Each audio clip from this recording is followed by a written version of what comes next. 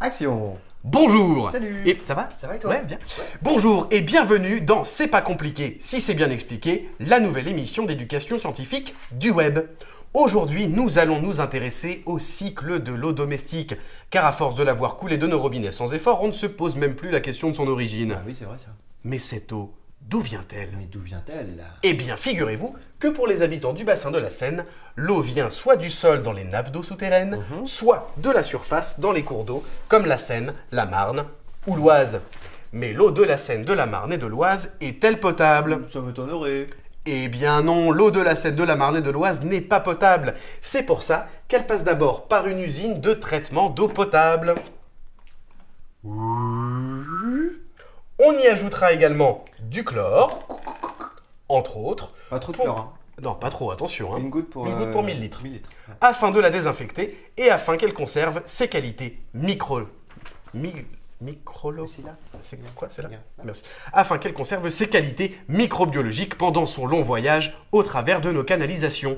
Savais-tu par exemple qu'il existe plus de 470 km d'aqueducs qui acheminent l'eau vers Paris? 460, c'est énorme. C'est monstrueux. Ça fait quoi? Ça fait un Paris-Macon, Paris-Lyon. Oui, oui, ça fait même Paris-Grenoble, Ah ouais, si tu Paris- prends le périph' au-dessus de Lyon. Ah, fais gaffe à Fourvière, ça bouchonne.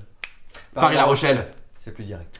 Cette eau est ensuite stockée dans des réservoirs ou des châteaux d'eau.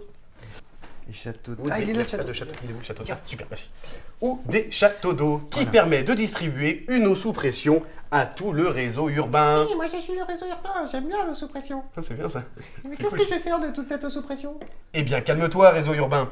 Cette eau sous pression, tu pourras t'en servir pour nettoyer des choses, prendre des douches, faire la vaisselle, boire Ou du sirop. Du sirop pour arroser les plantes, pour se laver les dents, pour faire des glaçons, pour Ouais. mettre avec Jean-Bernard et Mariody. Ah, bah oui, évidemment, Jean-Bernard et Mario disent. Bah oui. Pour faire tout ça. Mais alors après, qu'est-ce que toutes les eaux qui sont usées? Et bien ensuite, ces eaux usées, qu'elles viennent des baignoires, des lavabos, des éviers ou des toilettes, sont rejetées dans les égouts, puis acheminées vers la station d'épuration. La station d'épuration, où cette eau sera à nouveau traitée avant d'être rejetée dans les cours d'eau. Hein? Ça- Attends, La station d'épuration. Mais tu t'as dit tout à l'heure. L'eau, la elle est station retraitée. Oui, non, la station d'épuration, à ne pas confondre avec l'usine de traitement d'eau potable, Ah oui. qui permet de rendre l'eau. Bah oui. C'est une question qui permet de rendre l'eau. Liquide. Liquide. Oui, déjà, mais qui permet de rendre l'eau Pour tout le monde.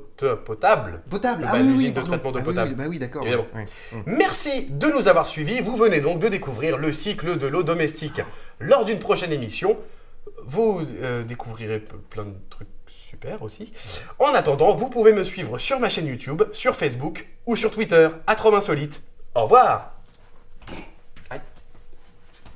Ça pique. Et c'est coupé. Elle est bien, là, non? Ah oui, pas mal. T'as un peu bafouillé un moment. Ouais, mais c'est- ça fait un style. T'as aimé quand j'ai fait les voix des bonhommes? C'est super. Oui. C'était génial. Ça va plaire.